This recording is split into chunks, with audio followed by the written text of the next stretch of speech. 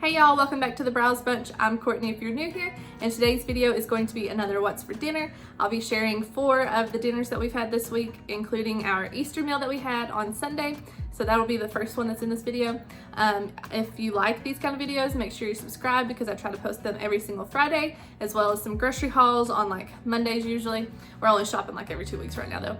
Also, I just wanted to say real quick that I've gotten a lot of new subscribers and it makes me super excited. I'm so appreciative and I just wanted to say thank you guys so much. It makes me so excited, you have no idea.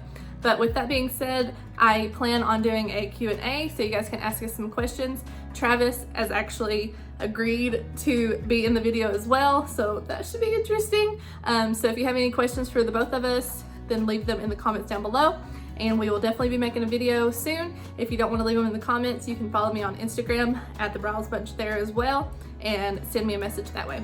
So with all that being said, let's get on into the video. So for this first dinner that we're having, it was actually what we had on Easter, and I just made a ham, some green bean casserole, mashed potatoes. Then I also made these deviled eggs, and I actually got the recipe from Kim from Kim's Farmhouse Life here on YouTube, and then some rolls.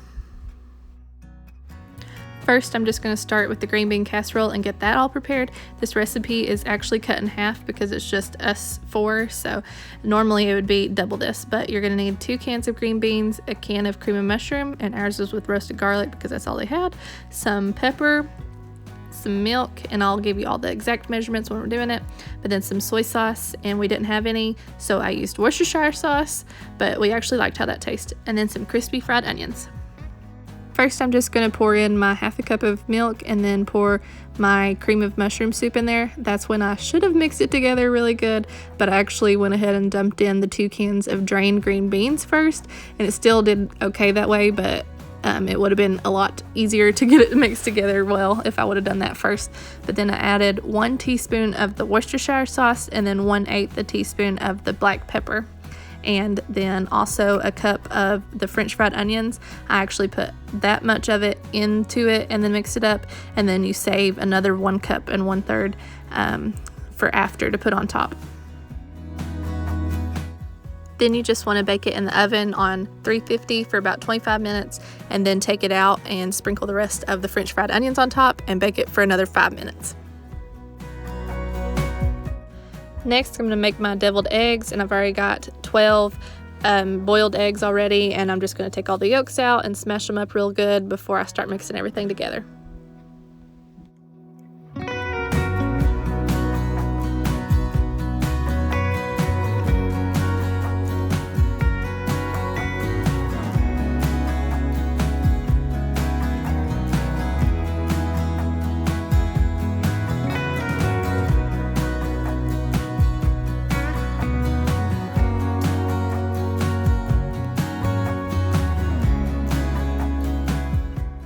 For the mixture, like I said, I'm using Kim's recipe from Kim's Farmhouse Life. So I'm just doing 4 tablespoons of mayo, 2 teaspoons of mustard, and then the only thing that I changed was she used regular vinegar, but I've always used apple cider vinegar, so I did that, and I just used 2 teaspoons of that.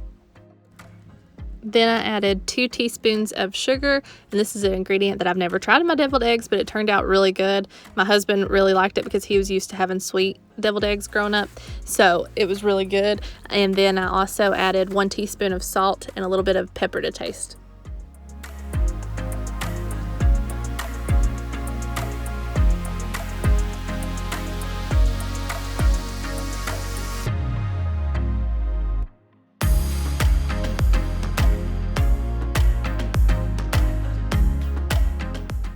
Then I just filled up a Ziploc bag with the mixture and cut off a little corner of it so that I could fill them all up. I finally got smart and started filling them as I went and just like filled them all at once before putting them into the container.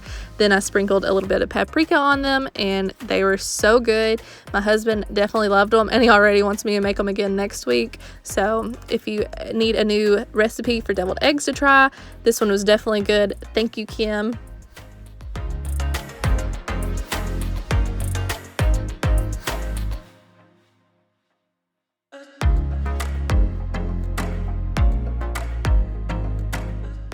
After finishing the deviled eggs, I just put those in the fridge to chill and started on my mashed potatoes. I was just cutting them all up and got them boiling. Then while they were boiling, I had the ham going. I had a whole bunch of stuff in the kitchen at once, but this ham was so good. I just got this ham at Walmart, and it's the honey cured double glazed ham. This is one of the variations of the kind that we get just about every year, but it's so good and easy to make. You just wrap it up in foil and put it in the oven based on the amount of pounds that your ham was, and then take it out and coat it with the juices along with the dry seasoning packet as well. And it doesn't take very long in the oven. I think it took like 35-45 minutes, something like that, so it's not too bad, but it turns out really good.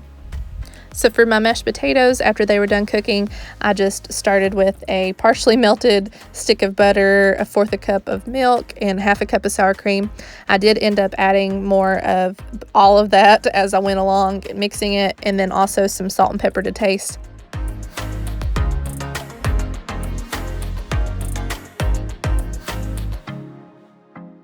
These mashed potatoes ended up splattering everywhere. I don't know if I should have used a bigger bowl or what. I had it on the lowest setting, and you'll see it is all over my arm. It was on the counter everywhere. I just cannot cook without making a mess, I guess.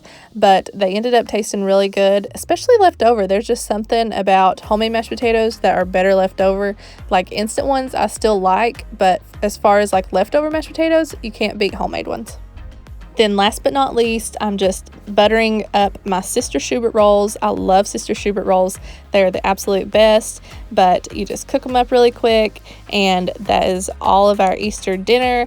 We just spent the day at home enjoying each other and napping and eating, and I hope you guys had a good Easter as well.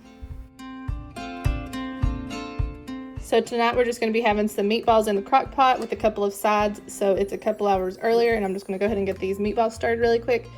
I've got a 2-pound bag of meatballs, a jar of chili sauce. I'll use about 1/4 cup of Worcestershire sauce, half of this grape jelly, and then about 1/4 teaspoon of pepper in it. First, I'm just going to add in all of the liquids and then whisk it together really good before adding the meatballs.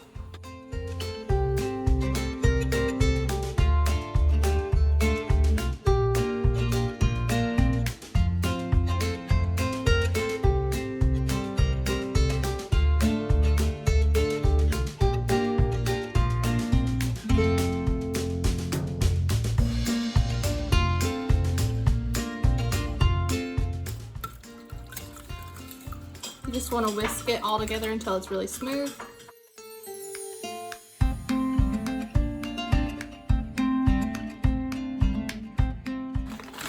And just add them all in. And then you just want to stir them all around until they're all coated pretty good.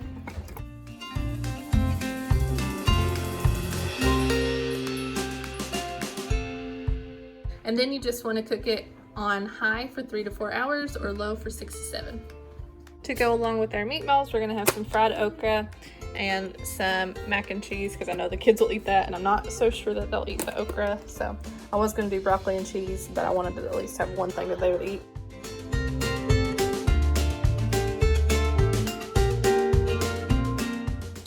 I poured in just enough to get it all coated. There'll probably be a little bit extra in the bottom of the bowl, but that's fine.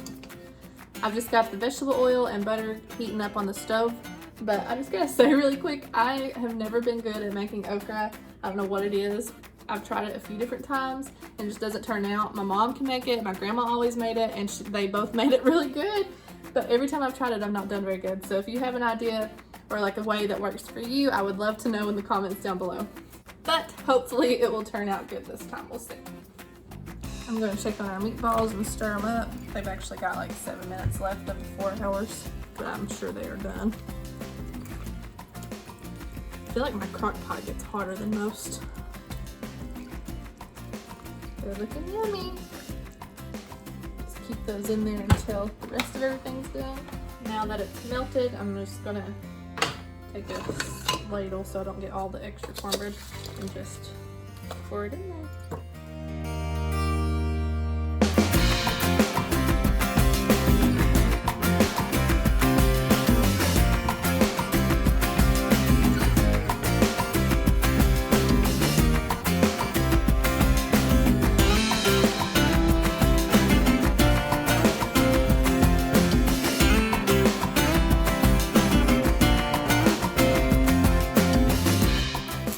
just kept it on like medium heat this whole time. I think in the past I may have added too much oil too, because this time it soaked it all up, but in the past it was there was just a lot left.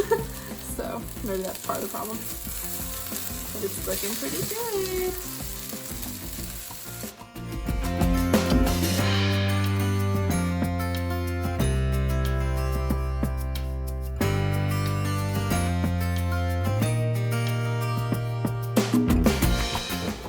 So here it is plated. The okra actually looks like it turned out pretty good. I think I may have did it right, maybe. But still, if you have any tips, let me know. And I know these meatballs are the kind that you would usually take to like gatherings and stuff, but we really wanted some meatballs, so that's what we made. But here's supper tonight. Okay, so tonight we're gonna be having some chicken stuffing in the crock pot. It's about like almost noon, so I'm just gonna go ahead and add it and cook it on low for about 6 to 7 hours. But I've got chicken tenderloins, some stuffing mix, a cup of chicken broth, a little bit of melted butter, about 1/4 cup, a can of cream of chicken soup, some chopped onions, and a little bit of mozzarella and cheddar cheese. Okay, so first I'm going to pour a little bit of the chicken broth in the bottom so that the chicken tenders don't stick to the bottom. And I did get chicken tenderloins, but only because our store was out of chicken breasts. So if you've got chicken breast or chicken tenderloins, just use what you have.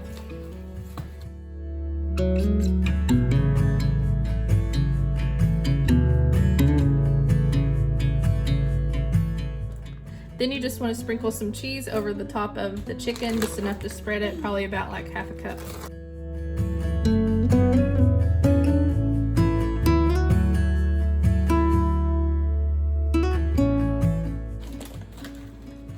After that, you'll just take your stuffing mix and pour it all the way across. Okay, I boo-booed. The stuffing was not supposed to be next, so I took off a little bit of it, and I'm just gonna go ahead and add the cream of chicken and then put the stuffing back on top.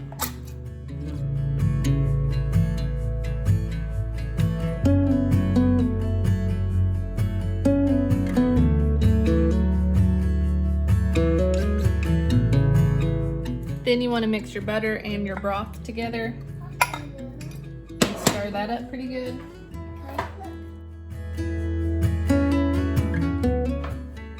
And then just pour it all over the top. And I put the onions on top, but I didn't mean to put them on top. I would have actually put them like probably on top of the chicken with the cheese, but you could definitely tell that I'm a little distracted in the middle of the day with the kids in the background. And then you just want to cook it on low for 6 to 8 hours or high for 3 to 5. Also, we decided to make this s'mores dessert pizza tonight. I showed you guys this in my last grocery haul, so I'll let you guys know how this is too.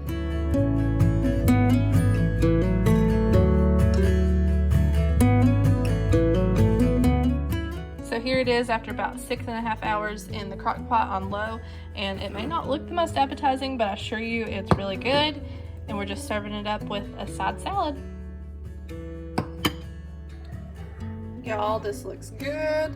It did say 17 to 18 minutes in the oven, and this was 16 minutes though, so it looks a little done for the directions on the back of it. But we're gonna try it and let you know how it is.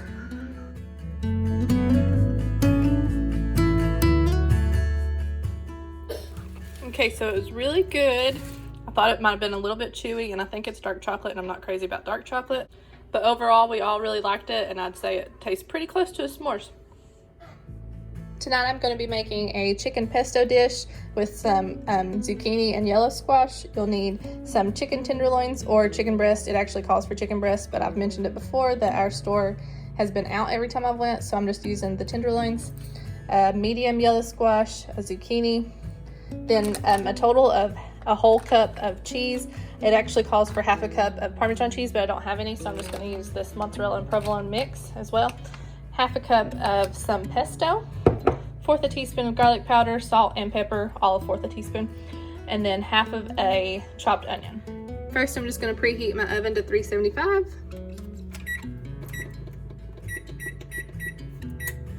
So you're just going to chop your zucchini, squash, and onion up. I already washed these, in case you're wondering. Do you guys peel your zucchini and squash, or do you just chop it up like this? Always in the past, I've peeled it just because it weirds me out for some reason, but this time I'm not going to. but I'm just gonna cut it in half and then in half again and chop it up.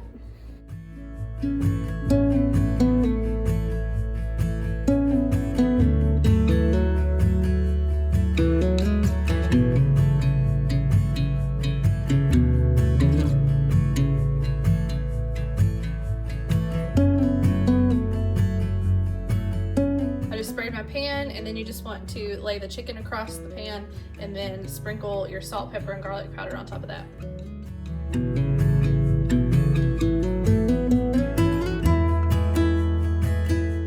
I'm just gonna wash my hands really quick and then add the seasoning.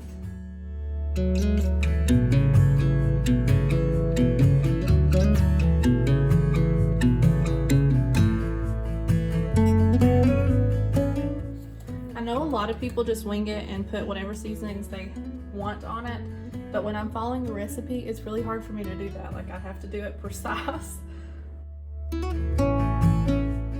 After that, you just want to add the squash and zucchini and onion mixture on top of it.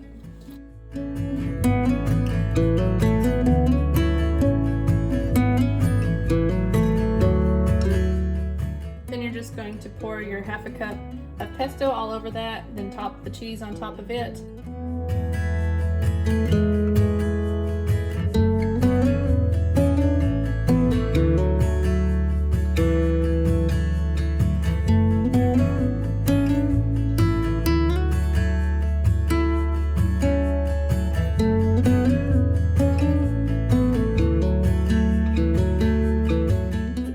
Then you just want to bake it for 35 to 45 minutes until the chicken's done, as well as the veggies. But if it starts to get too brown on top, you can cover it with foil until it's done. Since mine are tenderloins instead of the chicken breast, I'm going to start with 35 and then check and see how done it is after that. There's about 2.5 minutes left, but it's starting to get brown. And I only did 35 out of the like 35 to 40 minutes that you could do it. So I'm just gonna take it out and check it really quick. And if it's not done, then I'll put it back on with some foil because I don't want it any more brown than that. Okay, so after checking it, it was definitely done. I'm really excited to try this dish. I've never tried this before, but I love anything with pesto in it. So I think it's gonna be good, and it was definitely super easy to make all in one pan.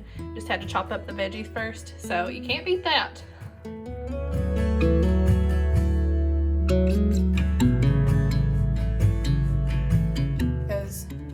Also decided to serve it with some peach slices because I don't know necessarily if the kids are actually going to like it.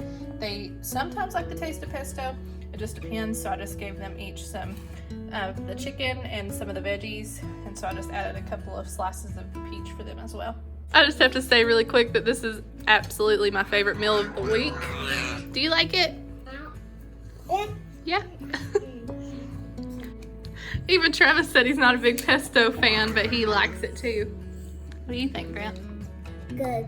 Good. This is good. I think so too. It's really yummy. Okay, so that was all of the dinners in this video. If you guys enjoyed it, make sure to give it a thumbs up. It really helps out my channel, as well as commenting. And speaking of commenting, don't forget to leave us some questions in the comments down below so that we can film a Q&A for you guys. See you in the next one. Bye.